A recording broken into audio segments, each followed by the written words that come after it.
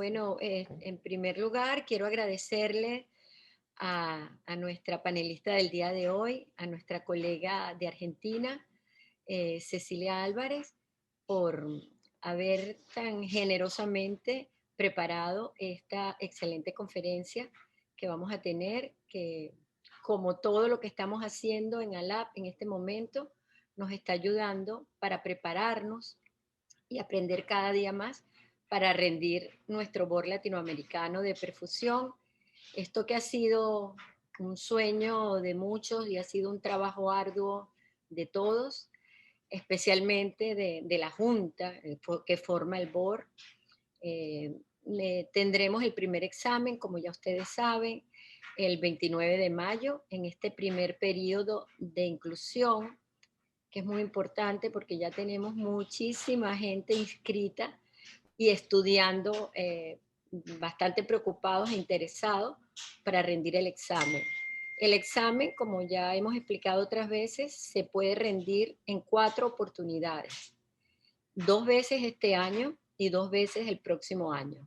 Este año en mayo y en septiembre, y el próximo año en mayo y en septiembre también.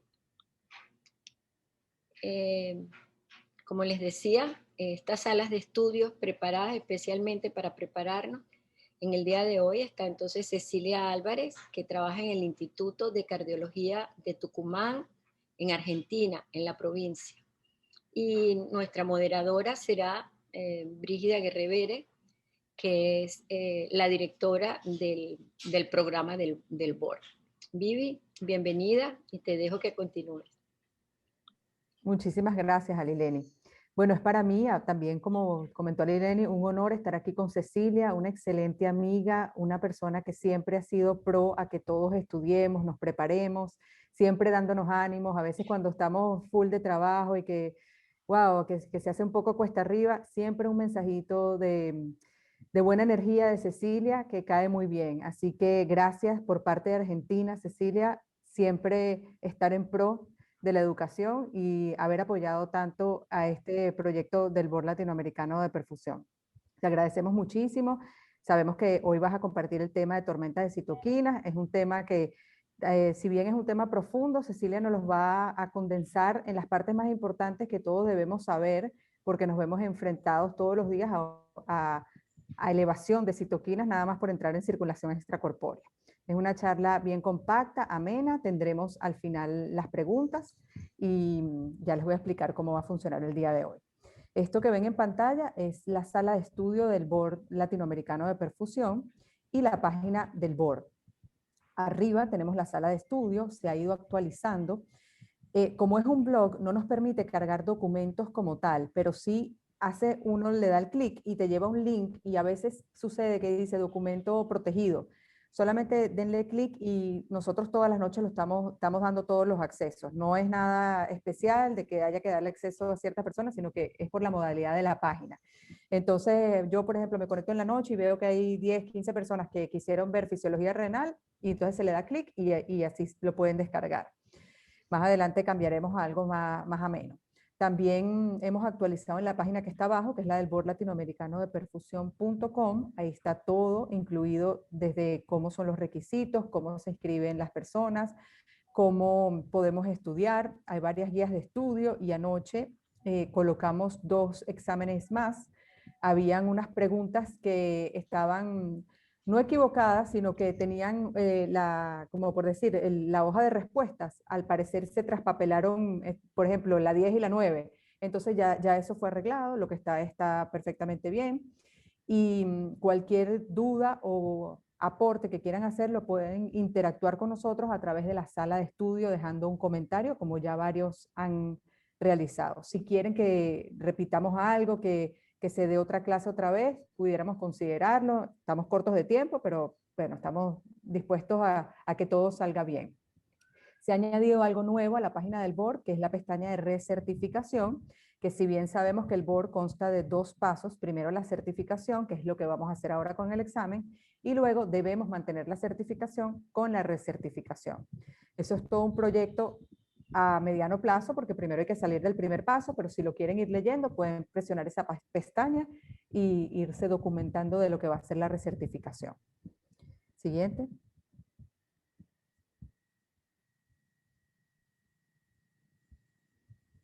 Bueno, siempre es importante mencionar que si se suscriben al canal de ALAP de YouTube, obtendrán muchísimas conferencias, no solo lo que se ha dado en las salas de estudio, sino todos los simposios que ha hecho ALAP, la mayoría de ellos están grabados, y hay unas conferencias que en realidad no tienen precio, están espectaculares y las pueden conseguir ahí.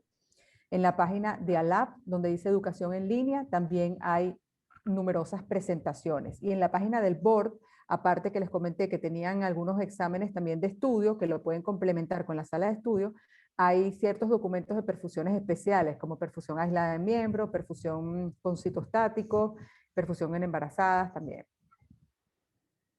Siguiente.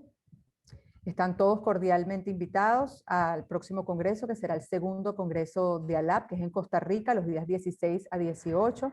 Es un congreso que ha sido organizado con las mejores prácticas de cuidados acerca del COVID. Es en una hacienda cafetera que queda cerca del aeropuerto. Entonces uno llega del aeropuerto, va directo a esa bonita hacienda cafetera donde ya hemos preparado el congreso. Bueno, el programa está súper bueno, muy rico en conocimientos para los perfusionistas y tiene unos talleres muy buenos que están dados por expertos, y no duden en inscribirse.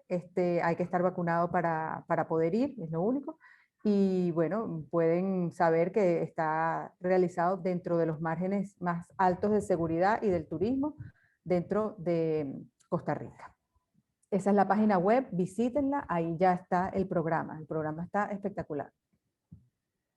Siguiente. Bueno, para el día de hoy, como les comentamos, tenemos a Cecilia con nosotros hablando de tormenta de citoquinas. Al final vamos a hacerle unas preguntas que tengamos para Cecilia, las que surjan. Por favor, hacer las preguntas, como ya ustedes son todos de la casa, lo conocen bien, por la sección de preguntas y respuestas. Si tienen algo que chatear o comentar, lo pueden escribir en el chat, pero las preguntas en preguntas y respuestas. Al culminar la sección de preguntas y respuestas, tenemos, creo que son 11 o 12, creo que 11 preguntas, las acostumbradas preguntas que hacemos al final a modo de quiz para que entre todos practiquemos, y es anónimo. Entonces, sin más, vamos a comenzar. Cecilia, bienvenida, encantadísimos de tenerte por aquí.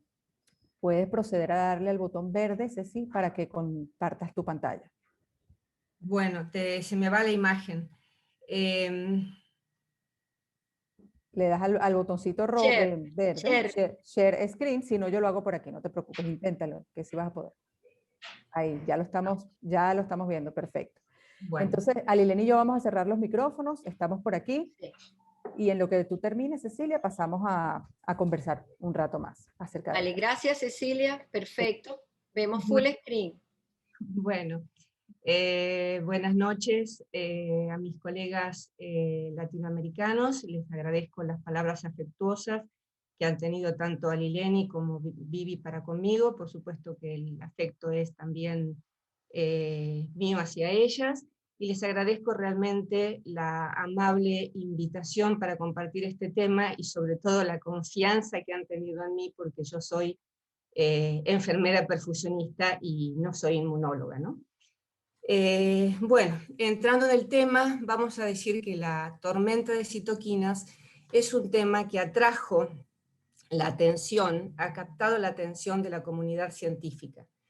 Si bien el término tormenta de citoquinas o la superproducción de citoquinas proinflamatorias era ya conocido, todavía los alcances biológicos que ello significa no están muy definidos.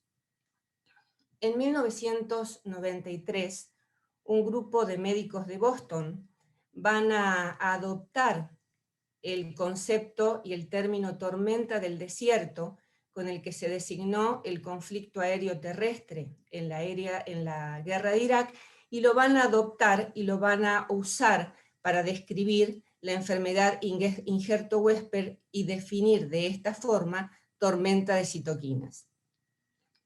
Pero como les he dicho, la hipercitocinemia, el aumento desmedido de la tormenta de citoquinas, era ya anterior a este bautismo de nombre.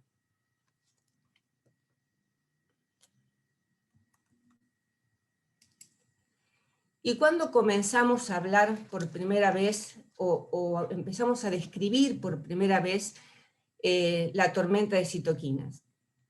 En 1952, los doctores Farquhar y Clairaut van a definir con solo 3 publicaciones una linfohistiocytosis hemofagocítica que se correspondería clínicamente a la tormenta de citoquinas. 1952 se trata de una entidad familiar. 30 años después, en 1980, el doctor Riesdal describe otra forma de linfohistiocytosis, esta vez secundaria por estar asociada a enfermedades virales. Desde 1952 hasta final del siglo, hasta el 2000, solamente se vieron 500 publicaciones de tormentas de citoquinas.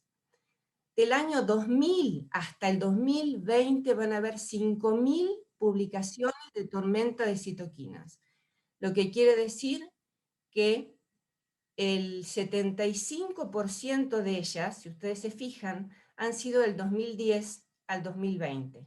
O sea que prácticamente 3.500 publicaciones en los últimos 10 años.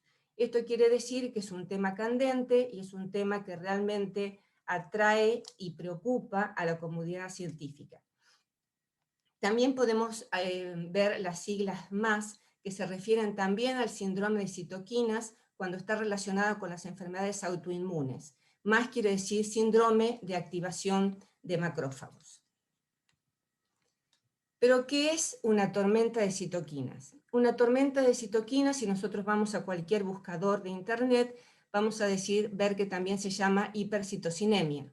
Es una reacción fisiológica en la que el sistema inmunológico provoca una liberación incontrolada y excesiva de moléculas de señalización proinflamatorias llamadas citoquinas.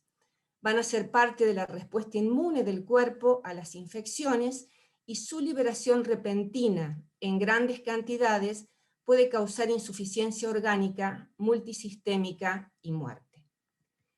Aquí tenemos una definición un poco más completa, que es la que hace el Instituto Nacional del Cáncer, que habla de una reacción inmunitaria grave por la cual el cuerpo libera rápidamente demasiadas citoquinas en sangre, que puede ser a consecuencia de una infección o una afección autoinmunitaria o después de un tratamiento con algunos tipos de inmunoterapia.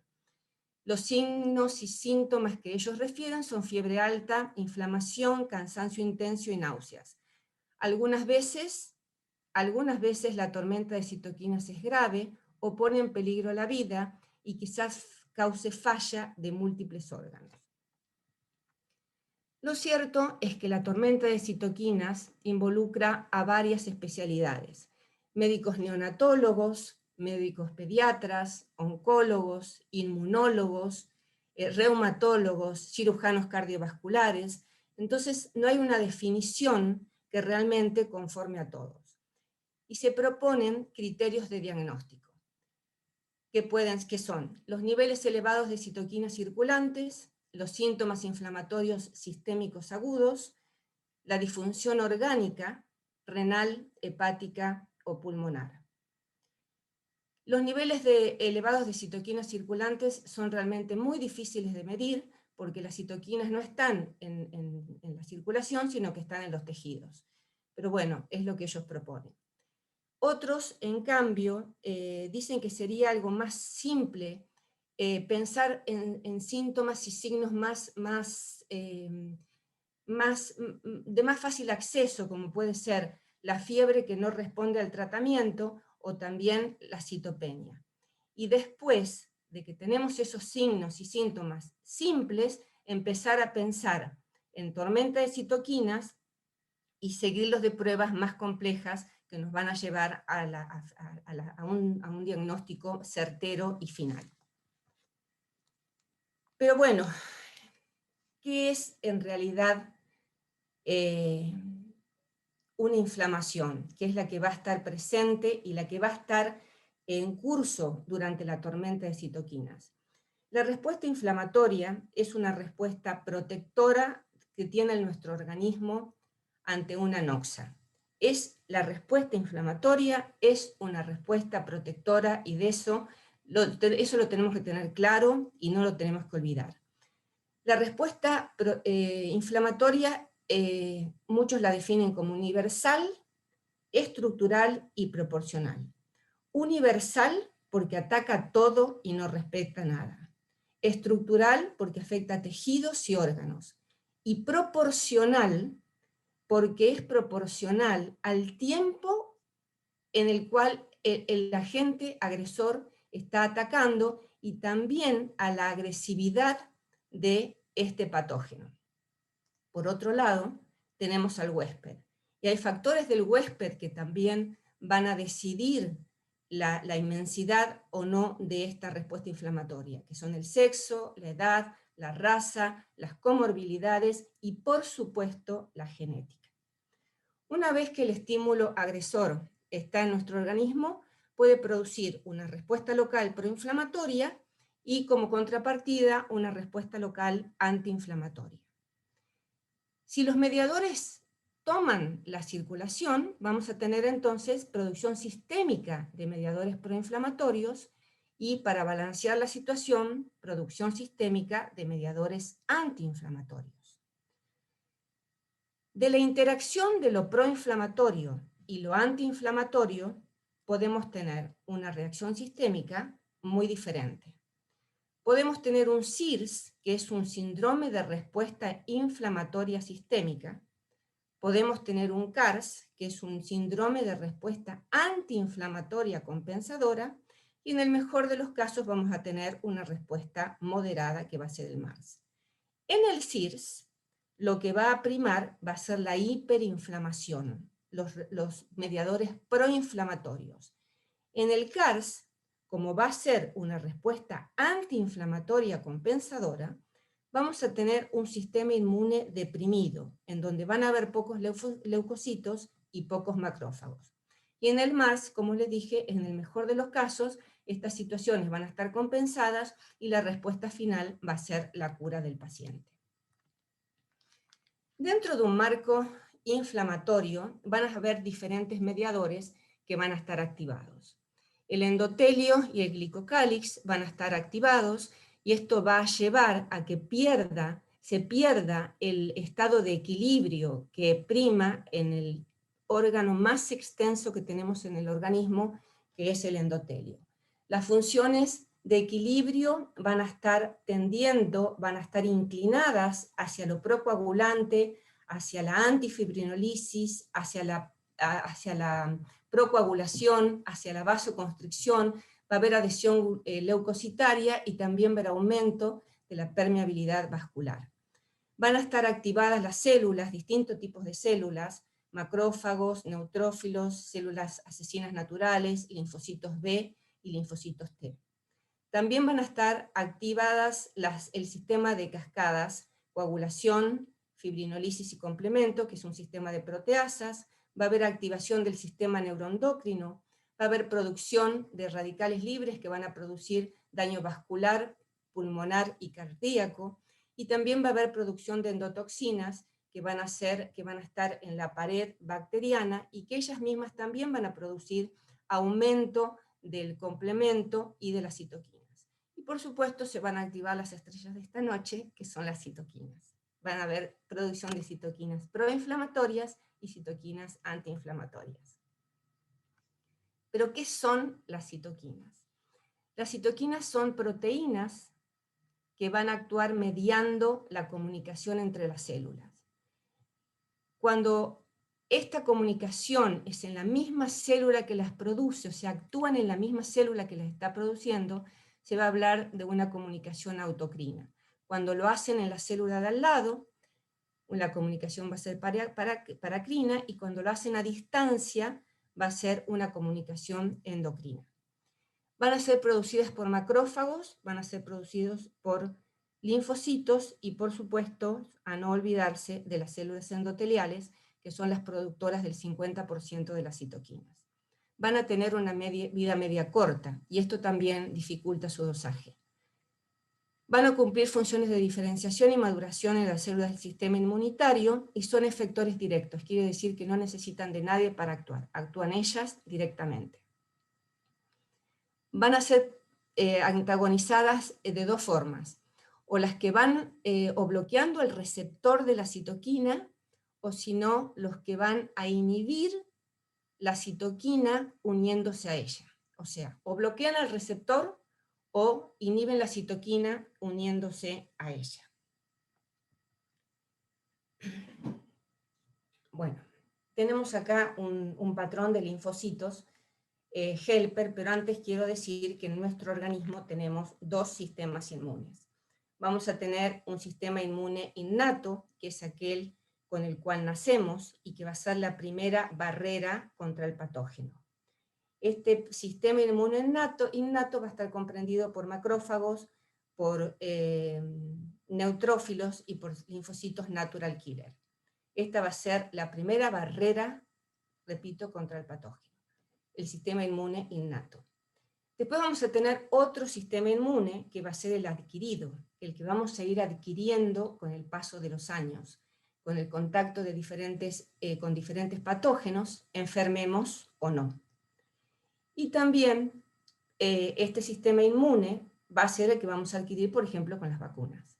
Este sistema inmune adquirido va a estar compuesto por linfocitos T y linfocitos B. No es que los linfocitos B no sean importantes en la tormenta de citoquinas, pero en la tormenta de citoquinas tienen un papel protagónico los linfocitos T y de ellos voy a hablar. Este es un patrón de activación de los linfocitos más importantes en la tormenta de citoquinas.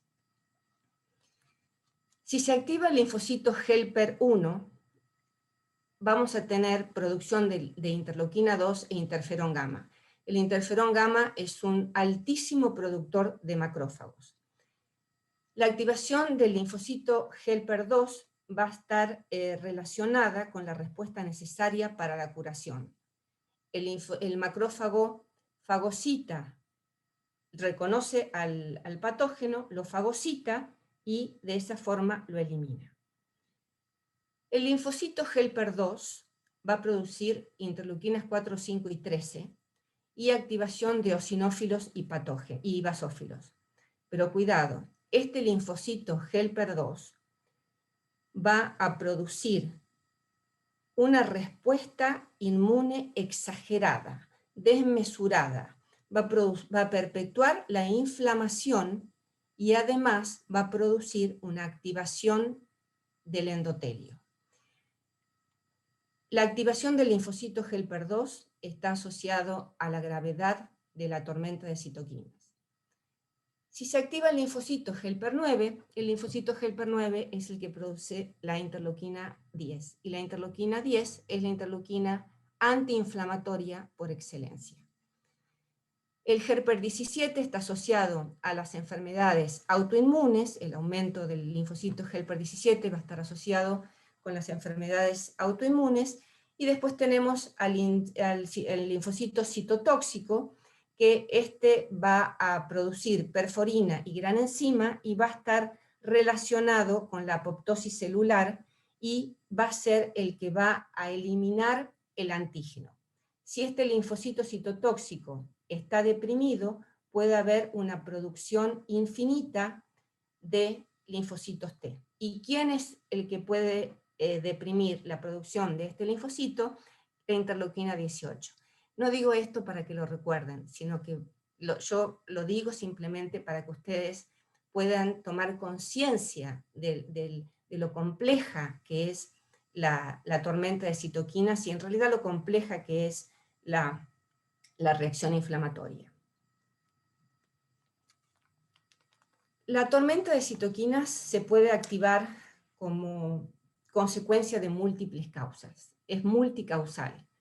Tenemos aquí los posibles escenarios que nos puedan llevar a la activación del sistema inmune y como consecuencia la activación de citoquinas. Podemos tener causas iatrogénicas, como por ejemplo es la terapia con las células T, CAR, en el linfoma, que es un método terapéutico y sin embargo nos puede conducir a una activación de macrófagos y conducirnos a una tormenta de citoquinas. Otra causa iatrogénica muy conocida por nosotros es la circulación extracorpórea.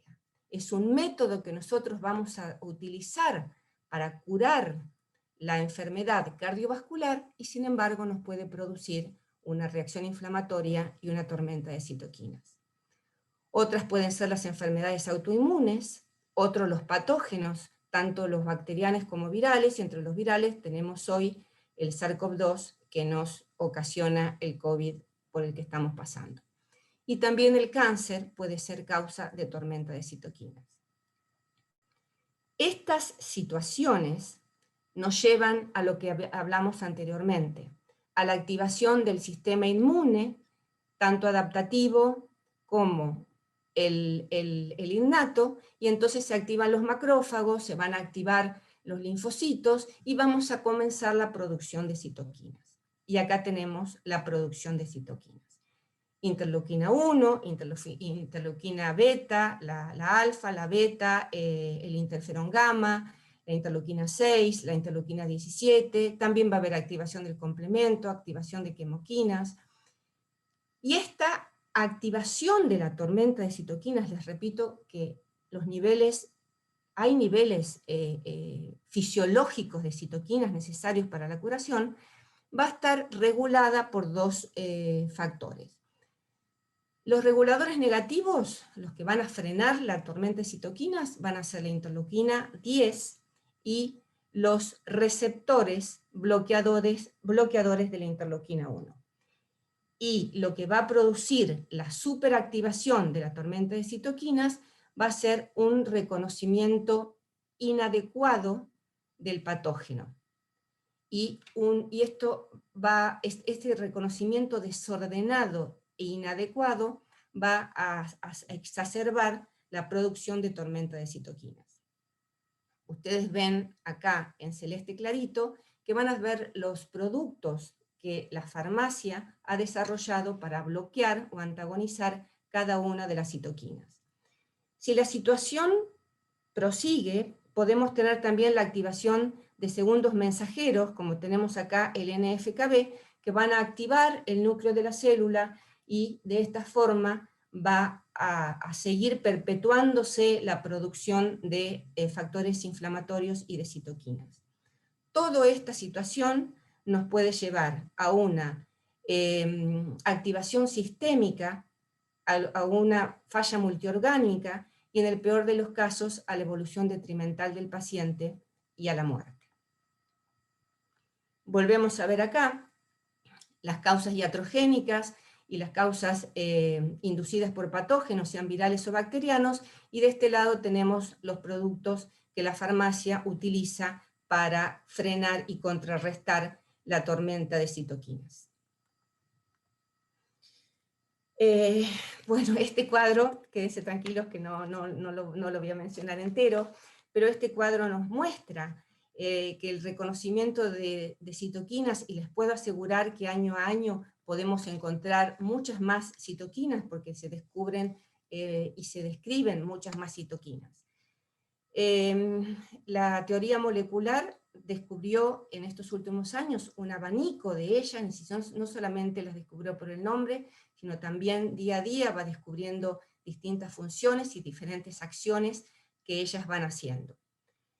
Se ha visto una relación muy importante entre los síntomas y signos y los niveles de citoquinas, y la mejora de estos signos y síntomas con la utilización de anticuerpos monoclonales o bloqueadores de citoquinas. Hay en algunos casos en que la mejoría no se ve, y esto responde simplemente porque podemos estar frente a un patógeno sumamente agresivo. Pero la mejora que normalmente o generalmente existe o se ve con el antagonista y la mejora de los síntomas nos da una clara visión de que los síntomas corresponden a la activación de las citoquinas. Entre las citoquinas proinflamatorias más conocidas y más importantes tenemos la 1, la 6, la 18 y el factor de necrosis tumoral. El factor de necrosis tumoral estimula la producción de otras citoquinas proinflamatorias y con ello el factor de necrosis tumoral perpetúa la acción de las citoquinas. Como interleuquina antiinflamatoria específica y neta, tenemos la interleuquina 10. La interleuquina 10 es una interleuquina muy importante y de su producción en tiempo y cantidad va a depender la respuesta antiinflamatoria compensadora. Y va a depender la vuelta a la homeostasis. Cuando comenzó todo esto del COVID y la tormenta de citoquinas y la hiperinflamación reinante, yo muchas veces me pregunté si la citoquina 10 no estaba o qué pasaba con ella, porque yo sabía que era antiinflamatoria. Entonces me puse a investigar y sí, la interleuquina 10 está y los niveles de interleuquina 10 están aumentados, están muy aumentados. Lo que pasa es que no son suficientes para contener el estado proinflamatorio reinante.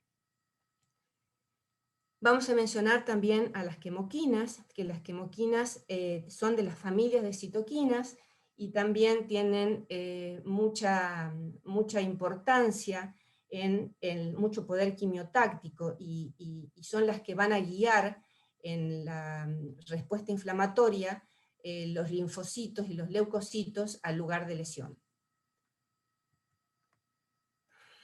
Este gráfico a mí me gusta mucho porque muestra el insulto, la producción de citoquinas proinflamatorias, tumor de necrosis tumoral, interleuquina 1, interleuquina 6, mostrando de esta forma un periodo de hiperinflamación, y después ustedes ven las citoquinas proinflamatorias van descendiendo cuando comienza la aparición de la interleuquina 10 que nos va a llevar a la inmunoparálisis. Dicho de otra forma, tenemos aquí citoquinas proinflamatorias, las 1, las 6 y el factor de necrosis tumoral, y tenemos la antiinflamatoria, que tenemos el factor de crecimiento transformante y la interleuquina 10. Lo ideal sería que el sistema inmune reconozca al patógeno o situación extraña, que reaccione en forma proporcional a la carga de esta de patógenos y que posteriormente el organismo vuelva y recupere la homeostasis. Tenemos aquí un cuadro donde nos muestra las afecciones clínicas en la tormenta de citoquinas. La tormenta de citoquinas abarca varios trastornos de desregularización inmunitaria que van a estar caracterizados por síntomas constitucionales e inflamación sistémica que puede llevar a la muerte al paciente si no se lo trata precoz y adecuadamente. Es sin duda un escenario aterrador, no solamente para el paciente, sino también para su familia y para el equipo de salud. Los síntomas iniciales, como les he dicho antes, pueden ser inespecíficos. Sin embargo, la combinación de signos, síntomas y laboratorio nos deben conducir al diagnóstico de la tormenta de citoquinas. La fiebre alta que no responde al tratamiento, seguida de fatiga y anorexia, es uno de los síntomas primeros y que suelen tener los pacientes. Ustedes ven cuando ya la infección ya toma el cauce sistémico, puede afectar pulmones, hígado, riñones, sistema vascular y linfático, sistema nervioso, corazón, sistema gastrointestinal. Signos predictores de mortalidad, vamos a tener la insuficiencia renal y la coagulación intravascular diseminada. Se ha visto una sobrevida del 37% con pacientes que han tenido insuficiencia renal contra un 58% de los pacientes que no la han tenido. La afección respiratoria es del 40%, sobre todo si el virus tiene entrada por el aparato respiratorio. En cuanto al sistema nervioso, bueno, pueden existir, es un signo de gravedad que el sistema nervioso también esté afectado y pueden existir cefaleas, confusión mental e irritabilidad. Lo importante, como les dije, es empezar a sospechar de la tormenta de citoquinas desde el vamos para poder actuar precozmente. Aquí vamos a tener una relación entre las manifestaciones clínicas y las distintas citoquinas. La 1, la 6, el interferón gamma y el factor de necrosis tumoral van a ser los responsables de la fiebre y de la enfermedad sistémica. La coagulopatía se debe a la disminución de la fibrina por difusión hepática y también la coagulación intravascular diseminada por sobreproducción del interferón gamma y el factor de necrosis tumoral. La citopenia, que es un marcador importante dentro de la tormenta de citoquinas, va a ser consecuencia de la hemofagocitosis. En los frotis de médula ósea se ven macrófagos con glóbulos rojos adentro. Y también va a haber una depresión de la médula ósea en la producción de células. La insuficiencia renal aguda es por acción directa de la interleuquina 6 en los túbulos renales. En la tormenta de citoquinas podemos encontrar elevados o alterados ciertos datos de laboratorio, y estos son los puntos de corte que los doctores Kohn y Behrens proponen en su libro Tormenta de citoquinas. Quizás el factor que más rápido se modifica es la proteína C reactiva, es un marcador de inflamación muy sensible, con un punto de corte de 5, ya nos debería alarmar de que algo está sucediendo. En el hemograma vamos a encontrar anemia, una hemoglobina inferior a 9, y que puede cursar con neutropenia o neutrofilia, leucopenia o leucocitosis, y también va a haber una trombocitopenia muy marcada, inferior a 100.000. Va a haber aumento de las enzimas hepáticas, especialmente las transaminasas por daño en el riñón, una hipertrigliceridemia mayor a 265. Vamos a tener hiperferritinemia, y el punto de corte aquí sería 500. ¿Por qué aumenta la ferritina? La ferritina aumenta por la lisis de los glóbulos rojos, especialmente porque los glóbulos rojos son muy ricos en hemoglobina, pero también las células hepáticas tienen hemoglobina y muchas células más tienen hemoglobina. Entonces, esa es la causa por la cual aumenta la ferritina, la lisis celular. La lisis celular es consecuencia de la hipoxia. La elevación del dímero D, con punto de corte mayor de 500, ya nos tiene que alarmar. Va a haber un incremento de citoquinas que, como les he dicho, es difícil su dosaje, no solamente porque es tremendamente caro, sino porque es muy difícil. Las citoquinas no están en la circulación, están en los tejidos. Entonces, y encima tienen una vida corta, tienen una vida muy corta. También va a haber disminución de las células natural killer, y esto va a ser por acción de la interleuquina 18. Las células natural killer van a ser las que van a producir muerte de las células infectadas. La troponina cuantitativa también es otro factor que va a variar en el laboratorio, y no solamente va a ser un marcador por falla cardíaca, sino también va a ser un marcador por falla renal, hepática y por el trauma en sí. Y también va a haber aumento de la LDH, que es un marcador de inflamación. He querido dedicarle unos minutos a nuestro querido SARS-CoV-2, porque creo que si estoy hablando de la tormenta de citoquinas, hoy es por la pandemia que la Organización Mundial de la Salud ha decretado a partir del marzo del año 2020. Así que voy a tomar unos minutos para hablar de ella.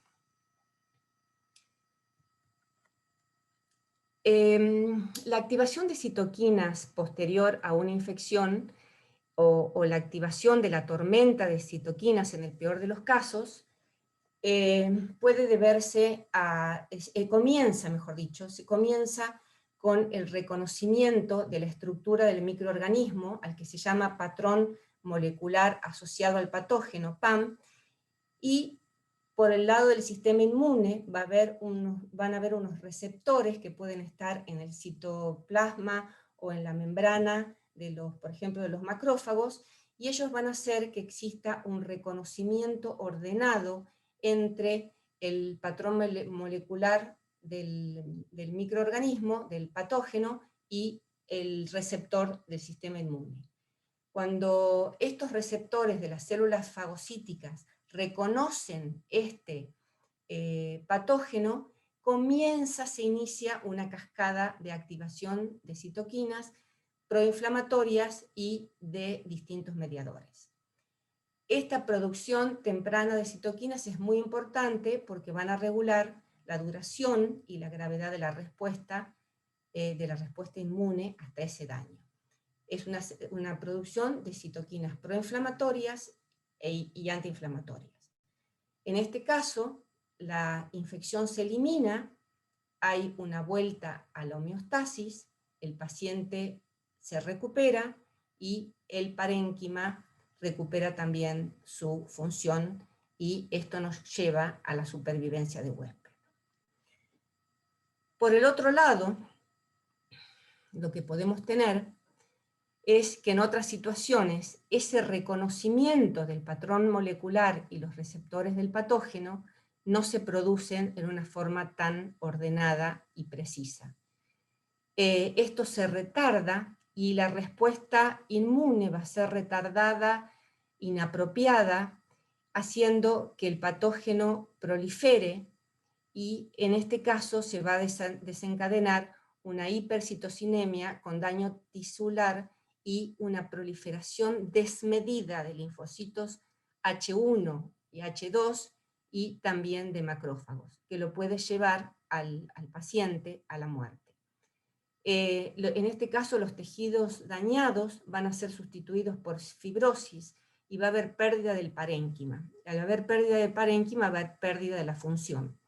En el pulmón vamos a tener un infiltrado neutrofílico seguido de un depósito de colágeno con proliferación fibrótica, y esto puede llevarnos a una lesión pulmonar, a un distrés respiratorio que podría producir y llevar al paciente a la muerte. En este COVID-19 vamos a tener que el patógeno es el SARS-CoV-2, la vía de entrada va a ser el epitelio alveolar del aparato respiratorio, donde van a haber grandes receptores AC2. El paciente puede cursar como asintomático o como sintomático.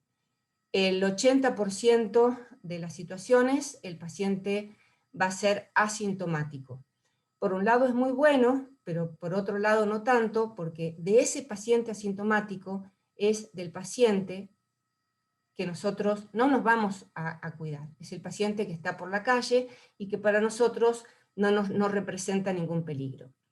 Dentro de los sintomáticos pueden cursar como leves, los que cursan solamente con tos y fiebre y alguna leve neumonía, o pueden cursar como un COVID moderado, en donde vamos a tener ya una disminución de la saturación y también disminución importante de la PO2, o en el peor de los casos como paciente crítico, en donde va a necesitar ARM, asistencia respiratoria mecánica, perdón. Los síntomas más frecuentes podrían ser fiebre, fatiga, dolor músculo-articular, tos, diarrea, y si el paciente ya tiene disnea, quiere decir que ya la situación está empeorando. Dentro de la clínica vamos a tener en el aparato respiratorio una neumonía, que puede ser leve, moderado o grave, pleuritis o derrame pleural. Dentro de los renales vamos a tener insuficiencia renal aguda. La insuficiencia renal aguda es un marcador de mal pronóstico. Muchas veces la insuficiencia renal aguda no es por ataque directo del virus, sino que muchas veces tenemos un paciente con una afección respiratoria, más una afección cardíaca, o sea que ya tenemos una hipoxia, tenemos un paciente con bajo gasto, y por supuesto que va a afectar al riñón, porque el riñón sabemos perfectamente que es muy dependiente de la entrega de oxígeno, muy dependiente de la DO2.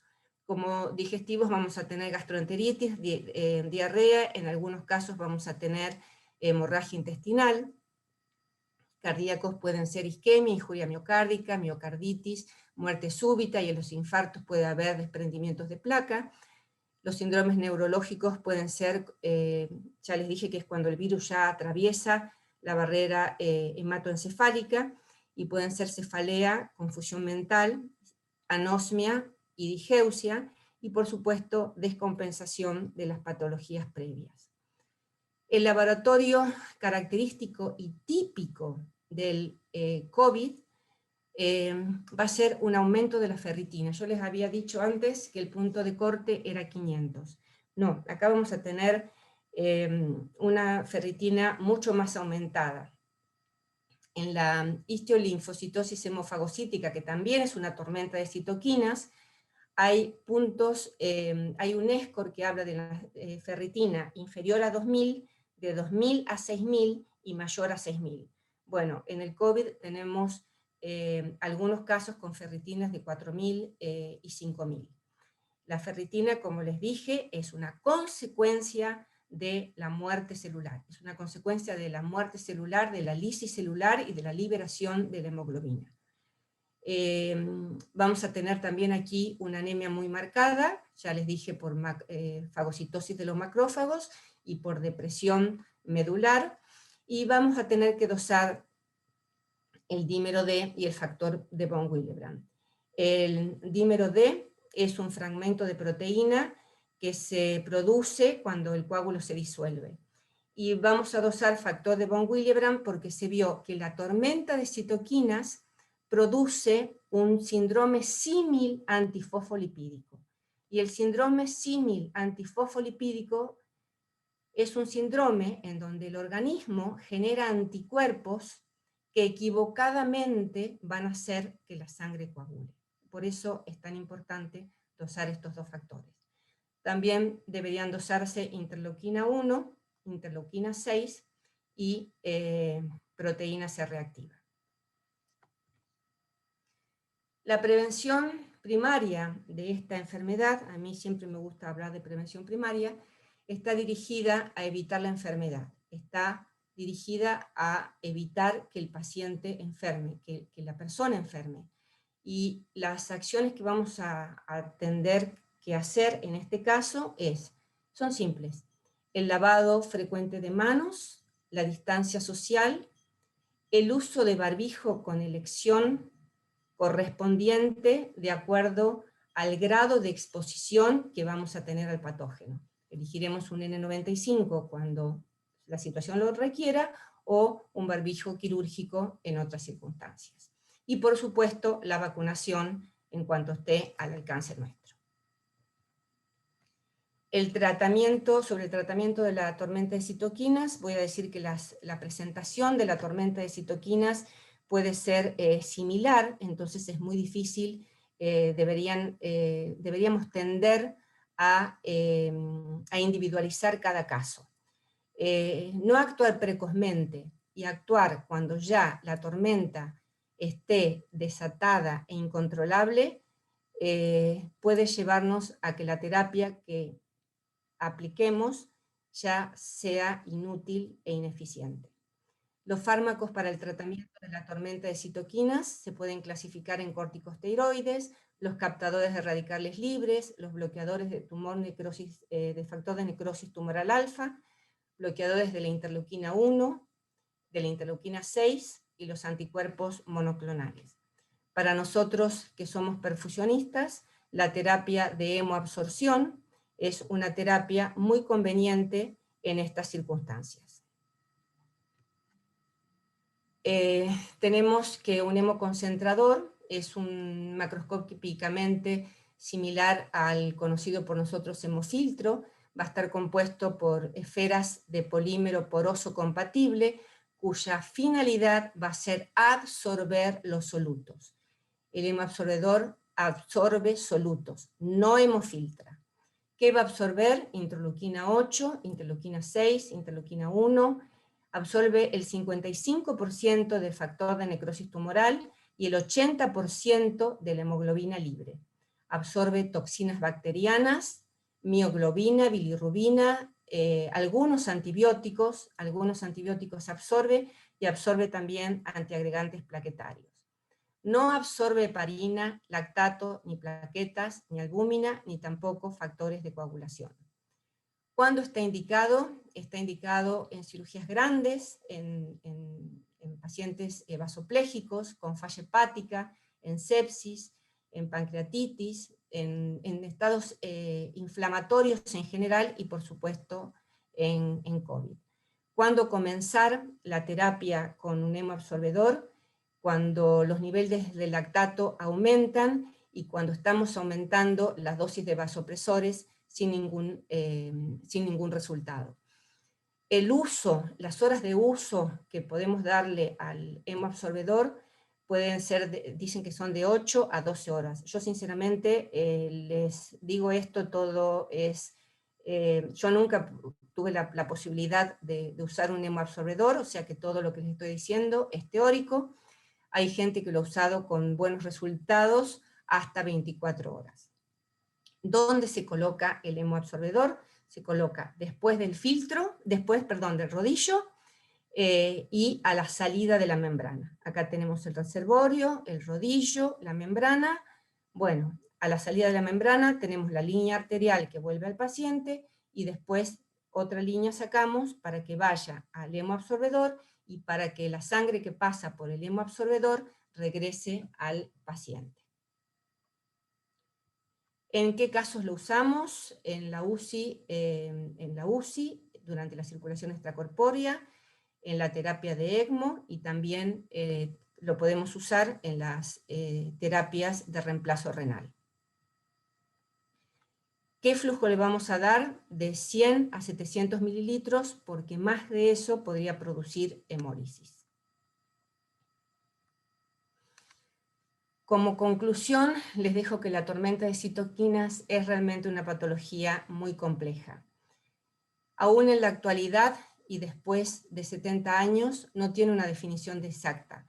En realidad, tengo que decir que la tormenta de citoquinas es una entidad tremendamente compleja y aún hoy incompletamente conocida. Se origina en múltiples causas de muy variado origen, involucra a múltiples órganos y múltiples especialidades. Tiene una forma de presentación variada y muchas veces confusa. Obliga a diagnósticos diferenciales con patologías de causa común.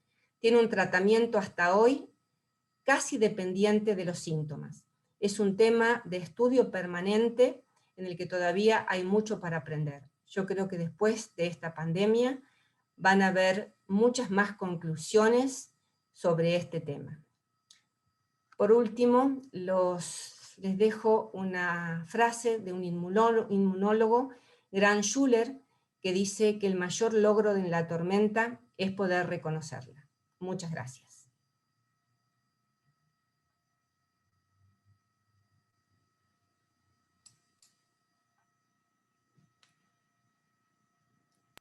Cecilia, muchísimas gracias. Muy didáctico, explicas muy bien, se entendió excelente. Estoy segura que es la opinión de todos los que estamos aquí presentes. Bueno, esa era mi intención. Claro que sí. Tenemos un par de preguntas por aquí. La primera que tengo, mira, bueno, hablaste ya un poco acerca de eso, pero vamos a completarlo un poco más en el aspecto de ¿qué nos puedes decir como perfusionistas? ¿Cómo la podemos prevenir esta tormenta de citoquinas en circulación extracorpórea? Bueno, la verdad es que cuando me puse a hablar de tormenta de citoquinas, estaba en un dilema. O hablaba del COVID o hablaba de la tormenta de citoquinas en la circulación extracorpórea. Dado el momento que estábamos viviendo, realmente me decidí por el COVID, pero agradezco la pregunta. ¿Cómo prevenir la tormenta de citoquinas? Yo primero les voy a decir que para prevenir la tormenta de citoquinas tenemos que atacar en primer lugar a la prevención primaria. Y la prevención primaria va a ser evitar que el paciente llegue a una cirugía cardíaca. Y esto va a ser con el control eficiente de los factores de riesgo.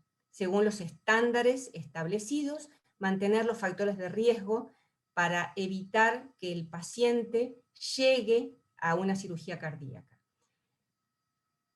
el paciente que llega a una cirugía cardíaca y que está en nuestra camilla, tenemos que pensar que es un paciente que tiene un estado proinflamatorio en curso.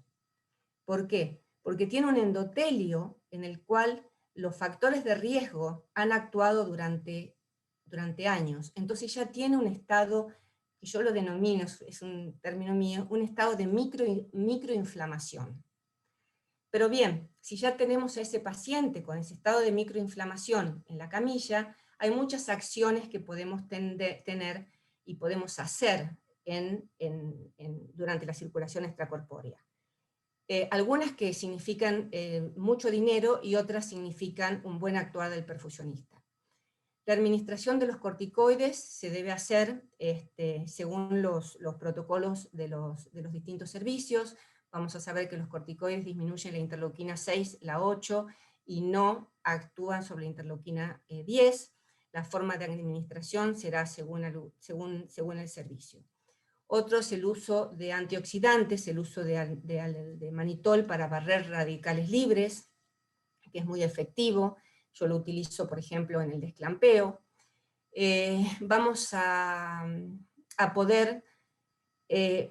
tener que dar algo muy importante y algo que ocasiona tormenta de citoquinas y ocasiona inflamación. Y eso es dar una perfusión óptima. Mantener durante la circulación extracorpórea, y esto no cuesta dinero, porque muchas veces piensan que prevenir la tormenta es cuestión de dinero, es mantener una entrega de oxígeno que esté en relación con la VO2, una DO2 y una VO2 en relación 5:1. Y eso para nosotros es muy fácil, porque la DO2 depende de factores muy manejables por nosotros, que son la hemoglobina, el gasto cardíaco y la PO2. O sea que esos son factores que nosotros, quizás en un paciente en recuperación no es tan fácil, pero nosotros lo podemos manejar muy hábilmente. Y la VO2 también la podemos manejar. Tenemos que tener al paciente en un buen plano anestésico y, por supuesto, tener consideraciones que si viene el paciente con un estado preinflamatorio, por ejemplo, con una endocarditis, ese paciente nos puede dar una VO2 aumentada, entonces tenemos que hacer controles para mantener esa relación VO2 en 5:1.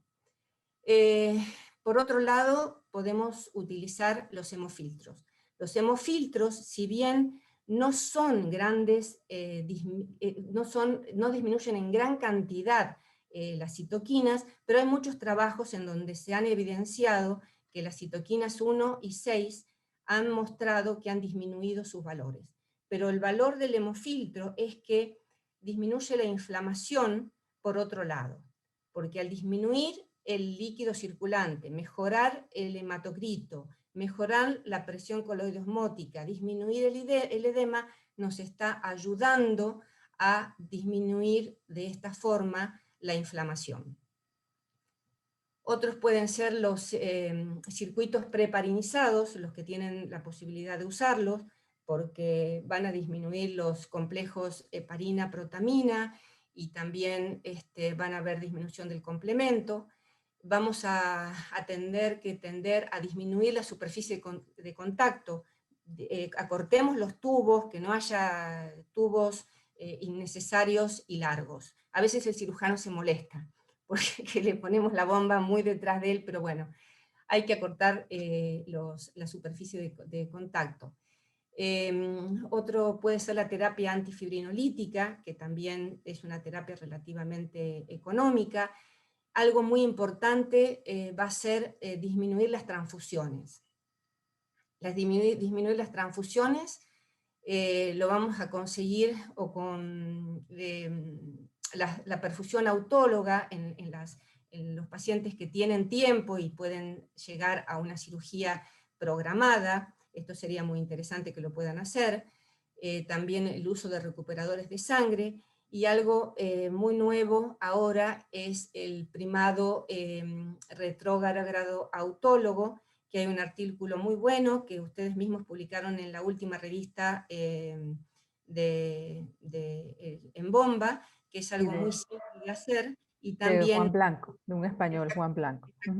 un artículo muy bueno que escribió Juan Blanco, que es el priming sanguíneo retrógrado, y es una cosa muy fácil de hacer. Otra cosa muy importante es tener un quirófano listo, un quirófano con protocolo, con pautas estandarizadas, en donde no perdamos tiempo buscando una y otra cosa, porque el tiempo piel-piel se ha demostrado. Hace muchos años hubo un estudio multicéntrico acá en Argentina de 4.500 pacientes, y una de las conclusiones que yo recuerdo a donde se arribó fue que el tiempo piel-piel es predictor independiente de morbimortalidad. O sea que el tiempo que lo tengamos el paciente en quirófano nos va a predecir posibles complicaciones. Y después la verdad que no sé si recuerdo, si me olvido algún otro más, seguramente algunos de los que estén escuchando van a decir, ay, no dijo tal cosa, no dijo otra. Pero No, bueno, hay bastantes cosas. pero no se olviden la óptima perfusión, por favor. Sí, eso fue creo que lo más clave, porque es verdad, pensamos que respuesta inflamatoria tiene que ver con otras cosas, con superficie de contacto, y tú bien has hablado de los radicales libres, y has hablado o sea, la hipoperfusión puede activar todo esto y causar respuesta inflamatoria. Entonces, sí, tenemos esas herramientas en la mano, las podemos manipular e intervenir la fórmula. Fácil. Sí, también por ahí vienen, yo creo que están en estudios experimentales, pero circuitos recubiertos con óxido nítrico aparentemente. No sé si ya están confeccionándose, pero estuvimos leyendo en estos días por aquí eso y bueno, llama bastante la atención. Ceci, comentan por aquí, creo que esta persona nos pregunta que si puedes volver a decir los porcentajes de absorción de las citoquinas que se remueven con el hemoabsorbedor. La persona preguntó con el hemofiltro, pero Cecilia se refería al hemoabsorbedor. Claro. Cuando hablaste de que tanto por ciento de hemoglobina libre, a ver si nos puedes repetir ese concepto. El 80% de la hemoglobina libre y el 55% del factor de necrosis tumoral. Estos fueron datos que los he sacado de una clase de hiperinflamación que dieron el doctor, no me acuerdo, fue creo que una clase que hemos tenido hace poco, una clase muy buena de hiperinflamación, en donde no recuerdo si Alex Muñoz o el doctor dio esos porcentajes de absorción. Perfecto. Mientras surgen más preguntas, quiero compartirte un mensaje muy bonito que te han dejado por aquí, donde dice, ante todo, felicitar a Cecilia, un tema por demás complejo y difícil, pero que ella lo ha llevado a un nivel de entendimiento para que pueda llegar a nosotros. Lo destaco porque nos hace abrir la mente y entender, ya que los perfusionistas, como ella lo mencionó, podemos ser causantes de esta tormenta. Gracias, Ceci, sabes lo que me gusta escucharte y lo claro que explicas. Ana Girado. Ana siempre dice que explico muy clarito. Muchas gracias, Ana. Es así, es así. Quieren saber si has tenido experiencia con CID, con coagulación intravascular diseminada.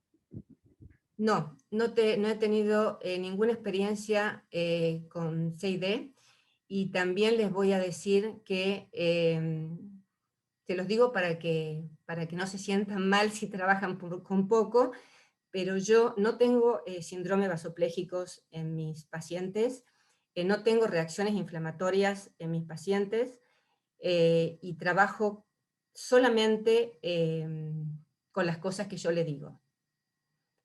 Y nada más. Okay. Entonces, hay que agudizar el ingenio y hay que ponerle sobre todo muchas ganas de que el paciente salga adelante con lo que tenemos y no empezar a pensar en lo que nos falta. Ceci, ¿qué citoquinas aumentan en circulación extracorpórea y podrían ser removidas por el hemofiltro? No el hemoabsorbedor, sino el hemoconcentrador, el hemofiltro de rutina. ¿Qué opinas? Sí, como les he dicho, las citoquinas que aumentan en la circulación extracorpórea son la 1, sobre todo la 1, la 6, el factor de necrosis tumoral. Se cree que se ven, hay trabajos en donde se vieron que estas citoquinas han disminuido y pueden ser removidas, sí, por el hemofiltro. Sí, sí. Perfecto, déjame ver si tengo otra más, sino para pasar a la sección de preguntas. A la otra. Y sí, aquí salió otra. ¿Qué condiciona que una persona haga un síndrome de respuesta inflamatoria sistémica o un síndrome de respuesta inflamatoria compensador? Esa es muy buena pregunta. Ujú. Es muy buena pregunta porque yo también me lo hice cuando yo estaba estudiando este tema.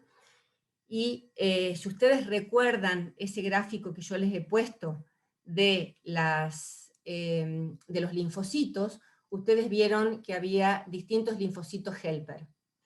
Y de la activación de qué linfocito se activa, va a depender si la respuesta es un síndrome de respuesta antiinflamatoria compensadora o un síndrome de respuesta inflamatoria.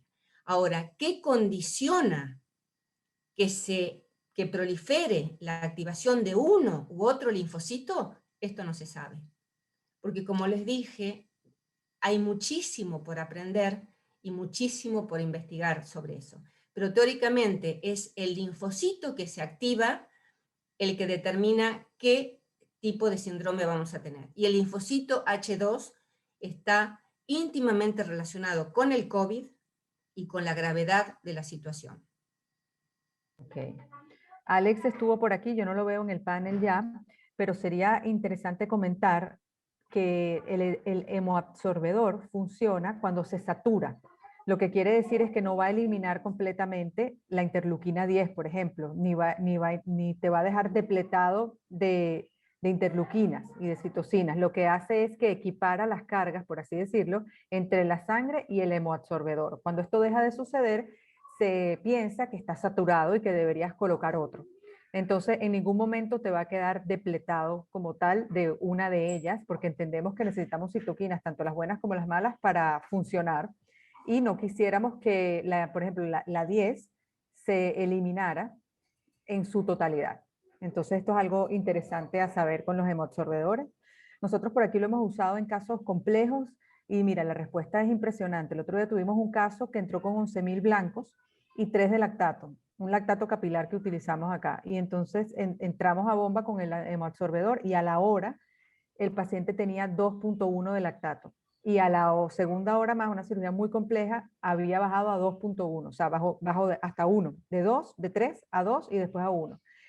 Nos impresionó mucho porque, claro, no tenemos cómo medir interleuquina, no teníamos el corazón detenido, no tenemos cómo saber qué está pasando, pero ese lactato, que es un marcador tardío, pero no, lo bajó pues de hora en hora.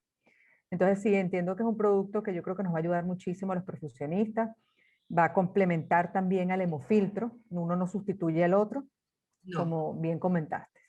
Sí, señor. Bueno, no veo más preguntas por aquí, aparte de las 1000 felicitaciones que tienes, que tú las puedes ver en el panel. No sé si Alileni tenga algún comentario, si no pasaríamos a las preguntas, que son 11. No, Vivi, yo creo que en aras del tiempo ya deberíamos pasar a las preguntas. Ok, bueno, Ceci, muchísimas gracias por tu excelente presentación. Voy a colocar las preguntas. Cecilia, las preguntas no son todas de respuesta inflamatoria, las últimas 3 son más que todo prácticas para el board. Bien. Déjame ver. Ay, como que no la veo. Déjame Yo ver. tampoco. Yo estoy de host, Alileni. No está, todos podemos ser host, todos podemos compartir. Ay, pero no las veo. Qué raro, déjame ver. O sea, no me salió como siempre. No sé si le decimos a Humberto, porque me está pidiendo la Déjame pregunta. conectarla. Pero ya yo las pasé Ok. ya yo las pasé o sea, estaban pasadas ahí. Este,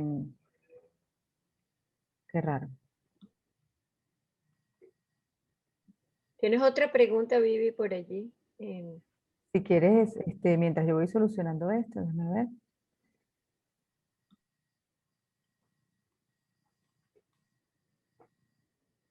Qué raro. Ya Humberto va a ver, Vivi. Ujú. Ajá, tengo aquí 11. Edit settings, déjame ver, show the results in the webinar, save, déjame ver, vamos a ver si era eso. No, vamos a esperar que venga Humberto. te decía que el otro día el médico este que habló de hiperinflamación también nos dijo que ellos habían visto descensos impresionantes del lactato y también de la dosis de vasopresores que estaban utilizando a las pocas horas de comenzar a utilizar el hemoabsorbedor. Wow. Maravilloso, sí, señor. Mira, yo las veo aquí, las preguntas, pero están como contestadas. Parece que se contestó y entonces por eso ya no se ve en pantalla. Tengo una forma de hacerlo. Lo que pasa es que no van a poder votar, van a tener que hacerlo mentalmente. ¿Te parece que lo hagamos así, Alileni? Porque ahí viene Humberto, vamos a ver. El Salvador. Hola, Hola Humberto, buenas noches. buenas noches, ¿qué tal? Denme un segundito, ya lo voy a poner por acá. Parece ser que captó como que ya se había hecho y está en el récord, los acabo de ver, pero no sale como poll. Un segundito. Ya tengo plan B por si acaso. ¿Cuántas preguntas son? Disculpa, Vivi. 11. 11 están contestadas con una sola votante. A lo mejor fui yo que le di a un botón que no era.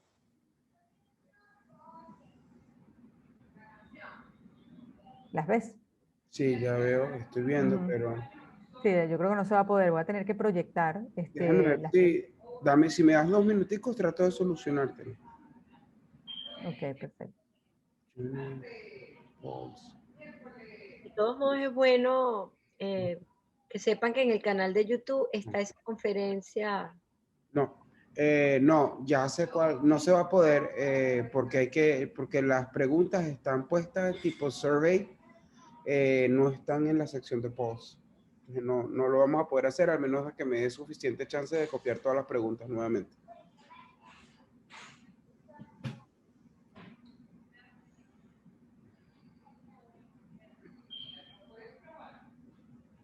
Vivi, estás en mute, no te oímos. No, Perdón. Ya, ahora sí, ¿me escuchan? o sea, estoy viendo tu pantalla, pero las veo como en la parte de surveys, como tú lo estás viendo ahorita. Si le das a back, están Sí, yo en sé. survey, no están como polls. Por eso es que no la puedes proyectar para que la gente pueda Ok. participar. Bueno, yo creo que la solución a esto es que las vayamos leyendo una por una. La respuesta, no sé si sea la correcta la que está colocada ahí. Puede ser que sí o no. Y bueno, Yo creo que sí. disculpen. Yo creo que sí, son las respuestas. Déjame ver. Creo que lo importante es que los profesionistas conozcan la respuesta. Sí, bueno, ¿qué les parece? Vamos a leerlas Vamos a y leerla porque va a ser demasiado largo hacerlo. Entonces, bueno, vamos a leer las primeras y tú comentas acerca de ellas, Cecilia. Y nos fuimos de esta manera hoy. Entonces, un hemoabsorbedor es un dispositivo que tiene en su interior esferas de polimetilpenteno cuya función es filtrar, o un dispositivo que asemeja un hemoconcentrador con esferas de polímero poroso compatible cuya función es absorber solutos, o un dispositivo de polietileno que hemofiltra líquidos. Y es importante entender que el término correcto es absorber, como una D, y no con B, así tal cual como sale ahí. La respuesta es que es un hemoconcentrador que tiene esferas de polímero poroso compatible y que la función es absorber. El hemoabsorbedor no filtra líquidos. Exacto, se asemeja. Absorbe solutos. Eso es lo importante. Y que es de polímero poroso. Ok. Pasando a la segunda, ¿qué significa SIRS? Falla multiorgánica, síndrome de distrés respiratorio, síndrome de respuesta inflamatoria sistémica o síndrome de respuesta antiinflamatoria compensadora. La respuesta es síndrome de respuesta inflamatoria sistémica, porque son las siglas que exactamente nos derivan a esa respuesta. Síndrome de respuesta inflamatoria sistémica. Ok. Pasando a la 3, los niveles de ferritina en COVID-19 aumentan como consecuencia ¿de qué?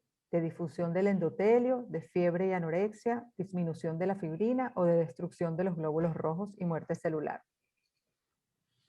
La respuesta es la última, destrucción de glóbulos rojos y muerte celular. Recordemos que en cualquier estado inflamatorio hay destrucción, lisis no solamente de glóbulos rojos, sino de todas las células. Hay muerte celular y hay muerte celular por la hipoxia, no solamente por la acción de macrófagos y demás, sino que la muerte celular se produce por la hipoxia reinante. Okay. La pregunta 4, la respuesta inmune involucra la activación de macrófagos y linfocitos helper. ¿Cierto, verdadero o falso? La respuesta es verdadero, porque de esta forma está involucrado al sistema inmune adaptativo y al sistema inmune genético o adquirido. Okay. La pregunta número 5, señale la citoquina antiinflamatoria que produce la parálisis de la inflamación. Tumor, factor de necrosis tumoral, interleuquina 1, interleuquina 6 o interleuquina 10. A mí me encantaría saber qué han puesto, porque... Ay, sí, qué lástima. Pero... Así es, lástima. La citoquina antiinflamatoria por excelencia es la interleuquina 10. Exacto, no es la que está en pantalla. Es más, no es la que está en pantalla. También se la llama la interleuquina que produce inmunoparálisis. Okay. O citoquina buena. O citoquina buena. Lo hemos escuchado, sí. Ok, vamos con la número 6. Una de las principales características en el inicio de la tormenta de citoquina es falla hepática, falla cardíaca, disfunción del endotelio, fiebre alta que no responde a tratamiento. La respuesta no es falla hepática, no es falla cardíaca, no es disfunción del endotelio. La respuesta es fiebre alta que no responde al tratamiento y que nos debe comenzar a alertar. Es en el inicio de la tormenta de citoquinas, lo más llamativo es la fiebre alta. La pregunta 7. Un radical libre es una molécula de nitrógeno que se une a dos moléculas de oxígeno, una molécula con un electrón desapareado en su capa más externa, el producto de la unión de una molécula de agua y dos electrones, una molécula con todos sus orbitales completos. Bueno, la respuesta no es la que está en pantalla. La respuesta en esta pregunta es una molécula con un electrón desapareado en su capa más externa. Es la B. ¿Okay? Eso es lo que hace lo que crea inestabilidad en la molécula y por eso se les conoce también como especies reactivas de oxígeno, pueden ser de nitrógeno también, pero en este caso, si estamos hablando del oxígeno, es que un electrón no tiene su par, no tiene su homólogo y entonces la hace una molécula reactiva. Esta pregunta la quisimos colocar, la pregunta 8, porque en el board existen varias preguntas de este tipo y queremos alertarnos a todos que cuando veamos la palabra excepto, sabemos que es como un distractor, entonces tenemos que concentrarnos en lo que no es. Entonces, son efectos de la hipercapnia, excepto.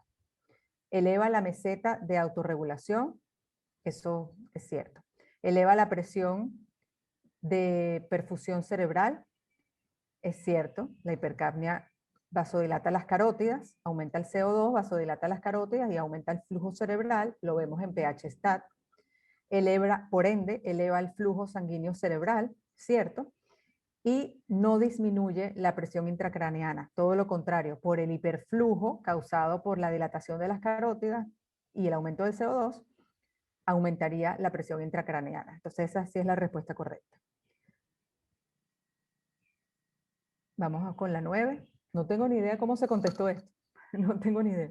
Situaciones que aumentan las demandas metabólicas, excepto la misma situación de la pregunta anterior. O sea, ¿qué no aumenta las demandas metabólicas? Superficialidad anestésica, fiebre, hipotermia o infección. Entonces, superficialidad anestésica, un paciente que no esté dormido completamente o se esté despertando, la única forma de saberlo, si estamos en bomba con el corazón detenido, es hipertensión, si no estamos midiendo gases en línea y no podemos tener la saturación venosa, por ejemplo, o no tenemos entropía. El único marcador que nos de alarma sería hipertensión. Entonces, aumenta las demandas metabólicas porque el paciente está en un plano superficial, necesita más flujo, necesita más hemoglobina si no tenemos el flujo alto. en sí necesita más oxígeno y algo que lo transporte, bien sea el flujo o la hemoglobina. Fiebre no, porque la fiebre aumenta las demandas metabólicas. Hipotermia sabemos que no aumenta las demandas metabólicas. Y la infección, tú no los acabas de comentar, que aumenta las demandas metabólicas. La pregunta 10, seleccione la opción correcta. Las resistencias vasculares sistémicas elevadas, ¿disminuyen la presión arterial? No, la aumentan. ¿Disminuyen la poscarga? No. ¿Aumentan el flujo de la bomba en el rodillo arterial? No, porque en centrífuga sí podría disminuir el flujo de la bomba, porque es poscarga dependiente, pero el rodillo no es poscarga dependiente. Y sí aumentan la presión arterial. Al cerrarse las resistencias vasculares, aumenta la presión arterial. Si estamos en una bomba de centrífuga, nuestro flujo bajará, ¿ok? Por ser poscarga dependiente, pero no sucede así en el rodillo. Entonces la respuesta correcta es aumenta la presión arterial. Esta es la última pregunta. Seleccione la opción correcta. En cuanto a solubilidad del oxígeno, nos preguntan que si es 0.003 o la solubilidad del CO2 es 0.003. La respuesta correcta es la del oxígeno. O sea, este coeficiente de solubilidad de 0.003 corresponde al oxígeno. El del CO2 es eliminando un cero. ¿Okay? Y esto lo podemos ver en la fórmula de contenido arterial y contenido venoso para sacar el DO2. Y específicamente hay que multiplicar el PO2 arterial o venoso por su coeficiente de solubilidad, que es el 0.003. Bien, con esto terminamos el set de preguntas atípicos que tuvimos hoy, pero se los dejo en pantalla si alguien quiere tomarle alguna foto y muy pendiente con las respuestas que no estaban correctas, por favor. No sé si haya surgido alguna otra pregunta en el chat, Alileni. Sí, por aquí hay otra pregunta, Vivi, pero creo que ya, Por el tiempo. ya la respondió Ceci, Ah. porque preguntaban justamente que que a los pacientes que ingresan ya con una respuesta inflamatoria activada en SEC, ¿qué se puede hacer? Y bueno, un poco de las cosas que hemos dicho, que el uso de los absorbedores también se debe usar preventivo, antes de que llegue la tormenta, ¿no? Porque Exacto. después que ya los pacientes están en condiciones graves, algo se puede hacer, pero no sería tan efectivo. Ceci, no sé si quieres agregar algo a esto, aunque ya tú hablaste de esto. Sí, hablar, por supuesto, de la administración de corticoides, la terapia antifibrinolítica, que corten los tubos para disminuir el circuito extracorpóreo, todo lo que dijimos, pero yo sobre todo le estaría muy atento a la relación DO2-VO2 de 5:1, porque eso podría estar, o sea, tener una mala entrega de oxígeno significa hipoxia, y la hipoxia es inflamación. O sea que yo estaría muy pendiente a eso, a dar una entrega de oxígeno adecuada. Y por supuesto, si tengo un hemofiltro y un hemoabsorbedor, pero sería lo ideal, pero a veces no lo tengo. Exacto, ese es un poco Bueno, Ceci, de más está decirte que todos los comentarios son de felicitaciones y de agradecimiento. Muchos han dicho que has explicado una cosa que nos parece difícil de una manera sencilla. Este webinar va a estar disponible en el canal para que lo puedan repetir y tomar notas, porque sí, realmente este es un tema muy importante y muy interesante para nosotros. Nuevamente, muchísimas gracias, Cecilia.